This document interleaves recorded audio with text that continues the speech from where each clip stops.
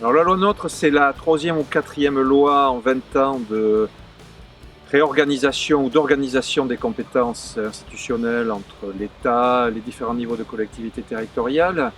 Comme d'habitude, c'est une loi qui avait un objectif très ambitieux au départ dans le projet de loi, qui après résulte d'un compromis des discussions parlementaires, plus particulièrement la loi NOTRe, puisqu'elle fait l'objet d'un compromis en commission mixte paritaire entre l'Assemblée nationale et le Sénat. D'un projet de loi qui devait au départ redistribuer très strictement les compétences, on a quelque chose qui réorganise l'organisation institutionnelle, mais qui ne va pas aussi loin que l'objectif initial. Ce que l'on peut retenir, c'est que les régions sont renforcées dans un certain nombre de chefs de file, notamment en matière de développement économique, qu'elles récupèrent certaines compétences des départements, que les départements n'ont plus la compétence générale, mais conservent quand même un socle de compétences important, et surtout que l'intercommunalité est renforcée dans cette loi, avec une ambition assez forte en matière à la fois de rationalisation des territoires, de rationalisation des compétences et de réduction du nombre d'établissements, avec un calendrier assez rapide en matière de réorganisation de l'intercommunalité, puisque ce sont des choses qui devraient être visibles dès le début de l'année 2017. Il n'y a pas de grand volet financier dans cette loi, c'est vraiment une loi très institutionnelle, mais qui remet beaucoup en question la logique, qui remet sur la table la logique de territoire, d'identité territoriale, et qui devrait beaucoup questionner les élus dans les mois qui viennent. Alors la loi NOTRe sur la grande région aura des impacts à deux niveaux pour le réseau des offices de tourisme. D'abord parce qu'un certain nombre de communautés de communes aujourd'hui sont en dessous du seuil de 15 000 habitants, donc devront se regrouper. Donc on aura surtout en milieu rural de nouveaux regroupements d'offices de tourisme.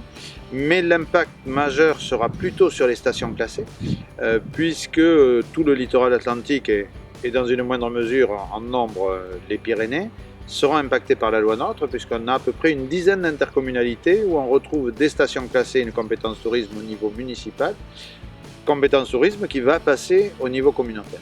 Et là-dessus, l'impact il sera important et il faudra que tous les acteurs, que ce soit les élus, les techniciens d'office de tourisme, les directeurs des communautés de communes, les socioprofessionnels, aient une réflexion la plus constructive possible pour arriver à mutualiser ce qu'il y a à mutualiser, mais également préserver les écosystèmes des stations.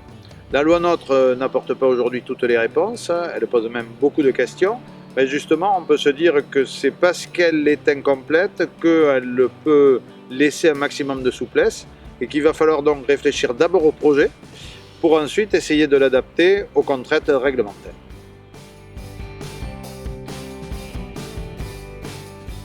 Alors les impacts sur le territoire Royan-Atlantique de la loi NOTRe parue il y a peu, au mois d'août dernier, sera celui que voudront bien mettre en place les différents belligérants, c'est-à-dire les communes ainsi que l'intercommunalité, autour d'un projet qui devra être commun pour avancer ensemble sur cette nouvelle aventure. Dans la définition de la nouvelle compétence intercommunale, l'office de tourisme est confirmé. C'est-à-dire que peut-être contrairement aux définitions des compétences précédentes, le mot office de tourisme est clairement inscrit dans la loi. C'est-à-dire que on estime que pour une collectivité, exercer sa compétence tourisme, elle passe aussi par la création d'offices de tourisme. Donc, en effet, on n'aura plus certainement le nombre d'offices de tourisme que l'on a aujourd'hui. Aujourd'hui, on est à peu près à 2700. Il est clair qu'il y aura des regroupements, qu'il y aura certainement des restructurations avec une baisse du nombre d'offices. Mais dans le fond, l'office de tourisme en tant qu'organe chargé d'exercer la compétence tourisme pour une collectivité, en tant que bras armé, il est quand même confirmé. Voilà. Suite à l'adoption de la loi NOTRe, on peut envisager à peu près 2 scénarios de restructuration des offices de tourisme. Le premier est ce qu'on a appelé un scénario d'office de tourisme intégré, c'est-à-dire que sur un territoire d'une intercommunalité disposant de plusieurs offices de tourisme, on crée un office de tourisme intercommunal et ensuite disons, logiquement, avec un siège social sur la commune la plus touristique. Et ensuite, la transformation des autres offices de tourisme en bureaux d'information touristique. Voilà. Le deuxième scénario que permet notamment la loi NOTRe, et notamment des aménagements au niveau des offices de tourisme qui est issu des communes stations classées, donc des anciens offices de tourisme communaux, qu'on a défini un scénario à plusieurs têtes.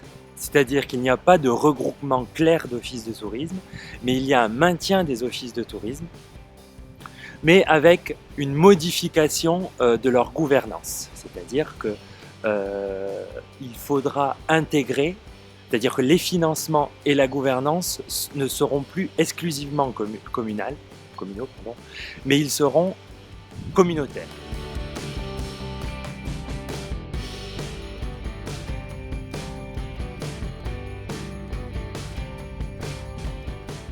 Oui, je pense que c'est une bonne loi.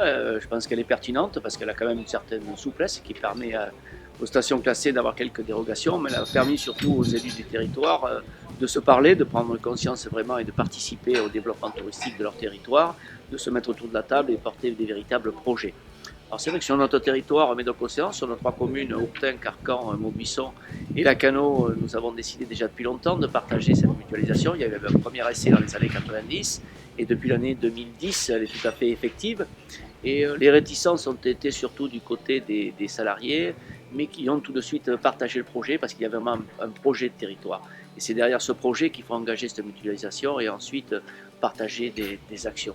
Donc c'est dans ce sens-là que les élus de ce territoire ont travaillé et on pense déjà à élargir le territoire de Médoc-Océan pour aller chercher des autres communes qui souhaiteraient nous rejoindre et qui pourraient profiter à l'offre du territoire.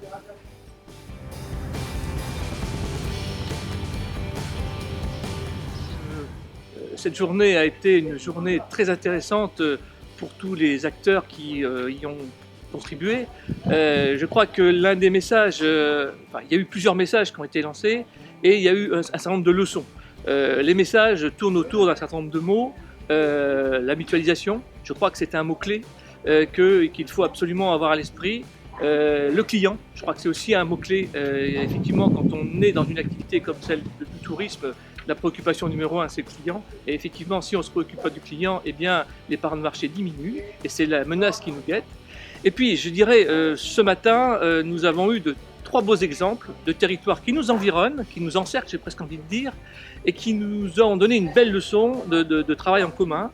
Et que ce soit au niveau de Marennes-Oléron, que ce soit au niveau de Rochefort-Océan ou de Médoc-Océan, on a bien vu que des territoires qui ont décidé de prendre les choses en main ont réussi avec le temps à réaliser des mutualisations, à réaliser des actions en commun.